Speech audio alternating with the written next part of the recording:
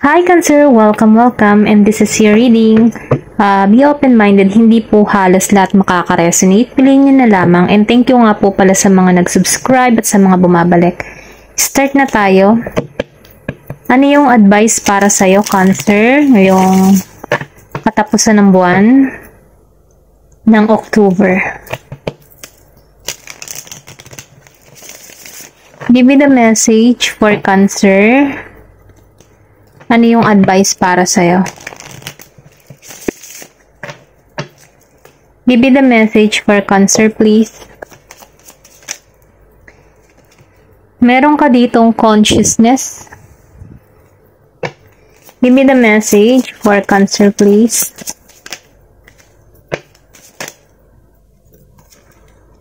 Belief. Give me the message for Cancer, please.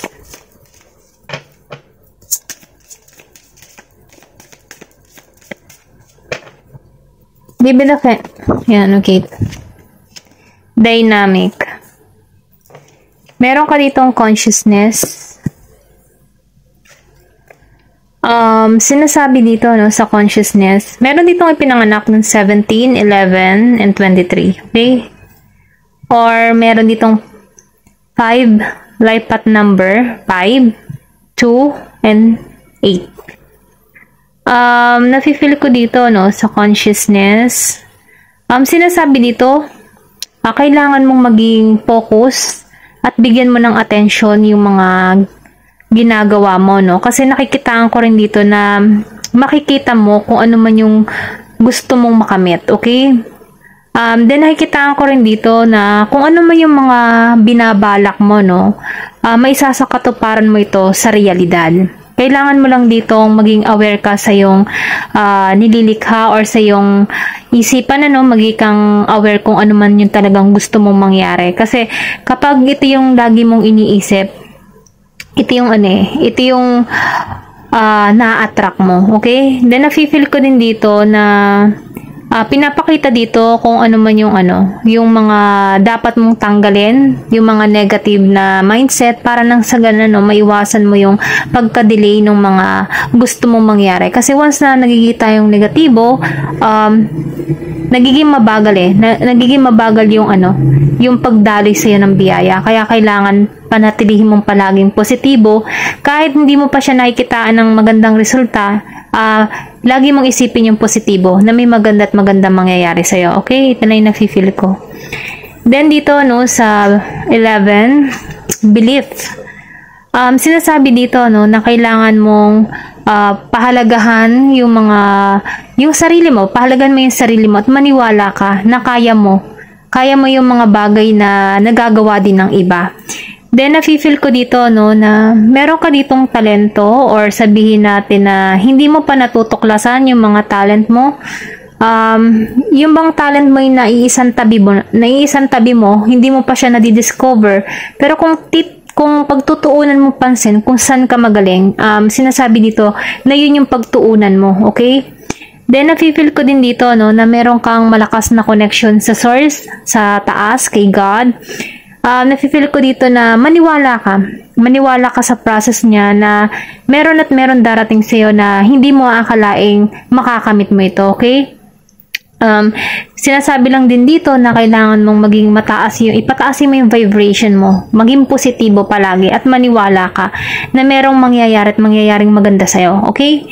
Then dito, no, sa dynamic 23, sinasabi dito, no, na merong support or sabihin natin na sinusuportahan ka sa taas ng iyong mga kaanak and yung mga mahal mo sa buhay, no, meron kang support na natatanggap mula sa kanila na nagbibigay sa'yo ng kapayapaan. Then napipil ko din dito, no, na meron ditong sabihin natin na makakatulong para sa iyo yung tulong-tulong or sabihin natin na tanggapin mo yung advice ng ibang tao or yung mga sinasabi sa iyo, no, sa ikabubuti mo.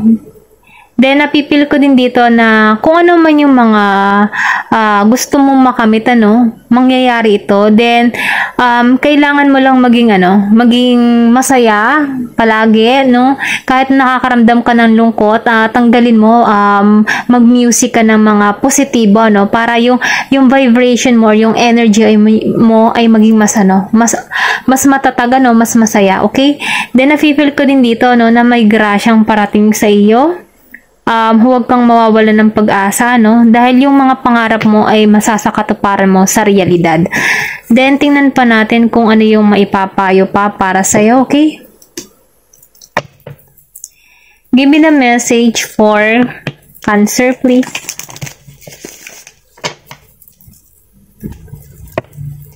Give me the message for Cancer, please.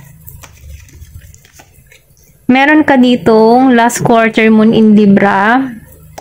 Ito yung September to October, no? Or pwede rin sabihin na ngayong October hanggang katapusan ng October, minumungkahi sa'yo dito na mahalin mo yung sarili mo, okay? Kailangan mo nang pagtuunan yung sarili mo, yung kalusugan mo, iwasan mo yung mga bisyong hindi nakakabuti para sa'yo, no? Ito lang yung nafe-feel ko. Then, nakikitaan ko rito na ito na yung time para asikasuhin mo yung yung sarili mo. Ito lang yung nakikita ko dito, no? Maybe, inaano ka dito na mag-meditate or sabihin natin mag-relax, ipahinga mo muna yung iyong kaisipan, Then, mag-wish ka sa buwan, no? Sa last quarter mo in Libra, okay? Meron ka ditong mahihiling, kaya sinasabi dito, maniwala ka. I think meron dito kang mamamanifest, no, sa buwan. Okay? Ito lang yung nafe-feel ko. May pagka-spiritual. Magkakaroon ka dito ng balanse. Okay? Balance. Ito lang yung nararamdaman ko. Or pwede rin sabihin, sinasabi dito na hanapin mo yung balance para sa'yo, no? Nang sa ganun, magkaroon ka ng, payapa or sabihin natin na positibong pananaw sa buhay. Okay? Ito lang yung nakikita ko dito. Give me the message for Cancer. Meron ka ditong new moon in Pisces. Sinasabi dito, out-tune to the divine. So, ibig sabihin nito, magtiwala ka sa process ni God, sa process ng Diyos, kumbaga, sundin mo yung inner voice mo, yung mga positibo, then nafe-feel ko din dito na sumabay ka lang sa agos ng buhay, okay? Kung makikita mo dito yung tubig napakakalmado, parang sumasabay lang siya sa agos ng buhay. Hindi niya masyadong pinabibigat yung kanyang mga pinapasan. Kahit meron siyang mga problema, yung tipo na hindi niya na lang pinagtutuunan ng pansin. Okay? Ito lang yung nafe-feel ko dito. Sumabay ka lang sa agos. Tingnan pa natin kung ano pa yung mensahe para sa'yo. Give me the message for Cancer, please. Meron ka ditong full moon in Taurus, detoxify. So, ibig sabihin, I think, sinasadya sa'yo dito na kailangan mong tanggalin yung mga bad habit, yung mga negatibong isipan. Kasi detoxify, di ba, paglilinis yun or parang cleansing yan, Or minumungkahi dito na, kumain ka ng mga masusustansyang pagkain, pagtuunan mo ng pansin ng iyong kalusugan, Kasi yung kalusugan ay kayamanan, okay? Then, nafe-feel ko din dito, kahit na marami kang pagsubok na kinakaharap, I think malalampasan mo ito okay? Mapagtatagumpayan mo ito dahil nakikitaan ko dito na meron ditong paglago. Akong nafe-feel, may paglago. Kailangan mo lang dito ng oras, oras para sa iyong sarili dahil pwede rin kasi sabihin yung abundance, may paglago para sa iyong sarili, okay? Yung magiging maayos yung iyong kalusugan, magiging maganda yung pananaw mo sa buhay, magiging positibo, yung tipo bang gano'n. Ito lang yung na-feel ko. Or pwede rin sabihin, dun ka patungo, yun na yung iniisip mo ngayon, okay?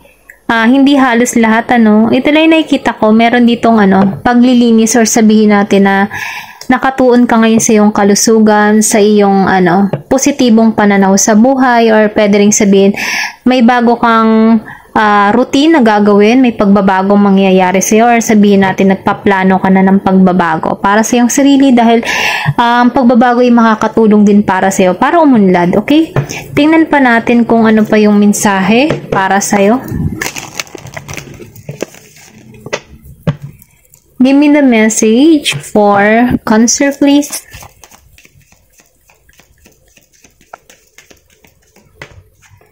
Meron ka ditong grief, so ibig sabihin luha. Meron ditong mga nalulungkot, or sabihin natin na dumaan ka sa kalungkutan before, na kung saan sinasabi dito na tanggalan yung kalungkutan na yung mga negative emotion na iyong kinikimkim kasi hindi ito makakatulong para sa'yo. Ito lang yung nafe-feel ko. Kailangan mong pakawalan yung sarili mo sa kalungkutan na yung nararamdaman. Then nakikita ko rin dito, pinibigyan ka dito ng harmony, or sabihin natin ng kapayapaan. Bigyan mo ang panahon ng iyong sarili, alagaan mo yung iyong sarili, okay? Ito lang yung nafe-feel ko dito. Ito lang yung pinaiisip sa'yo. Alagaan mo yung sarili mo. Pagtuunan mong pansin yung kalusugan mo, okay? Tingnan pa natin kung anong mensahe para sa'yo, Cancer. Meron ka ditong miracle. So, lumabas ang miracle, then lumabas ditong believe. Believe in miracle. I think ayan. I think meron mangyayari sa'yo na hindi mo to inaasahan, okay? Na kung saan may milagrong magaganap sa'yo. Pwede ring sabihin na opportunity sa trabaho, sa pag-ibig, or sa anumang larangan na iyong ginagampanan, I think meron ditong milagrong mangyayari sa'yo.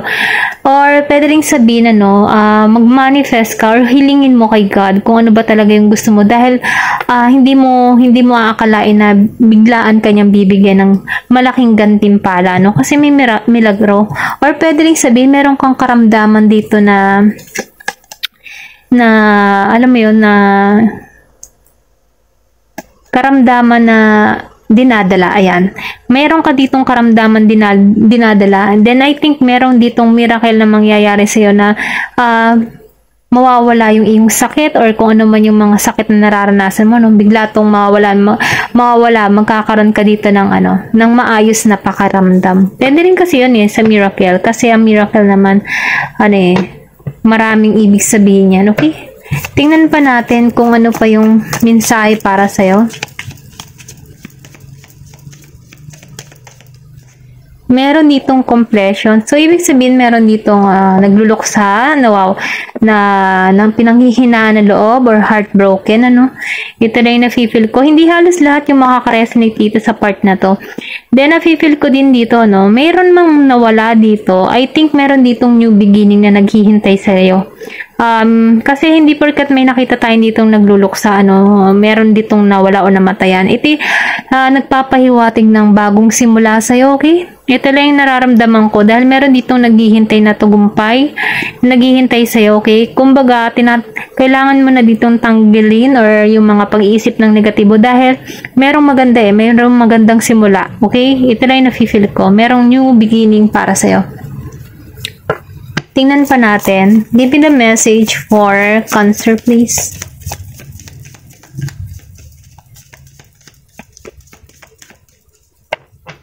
Give me the message for Cancer, please. Okay.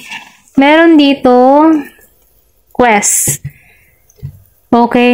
Nakikita ko dito sa quest. Narito ka sa point na to, sinusubo ka, okay? Or pwede rin sabihin, nakaranas ka ng maraming pagsubok sa buhay, na kung saan, nahihirapan ka sa sitwasyon mo before, or pwede rin sabihin, ngayon mo to nararanasan. Pero ganun pa man, nakikitaan ko dito na may news, na may bagong simula sa'yo, na kung saan, sinubok ka, at dito ka patungo, Ito lang yung nafe-feel ko, meron ka ditong bagong gagawin, or sabihin natin, meron kang pag-iisipan, or meron kang pagpipilian, meron kang option, may choice ka sa iyong mga tinatahak, nag-iisip-isip ka dito, at sinusubok ka dito kung ano man yung pipiliin mong landas, okay? Ito lang yung nafe-feel ko. Meron ditong pagpili. Pero ganun pa man, kailangan mo ditong maging aware, maging matalino sa pagpili sa dalawa. Okay? Ito lang yung nafe-feel ko. Kasi or pwede rin sabihin na meron kang dalawang ginagawa, or meron kang dalawang manliligaw. namimili ka kung alin dito. Dahil dito sinusubok ka kung sino yung pipiliin mo. Depende or pwede rin sabihin dalawang trabaho ang sabay na dumating sa buhay mo at ikaw ay nag-iisip kung alin yung uunahin mo. Ito lang yung nakikita ko. Meron ditong sinusubok. Okay? Ito lamang po, Thank you for watching and love and peace.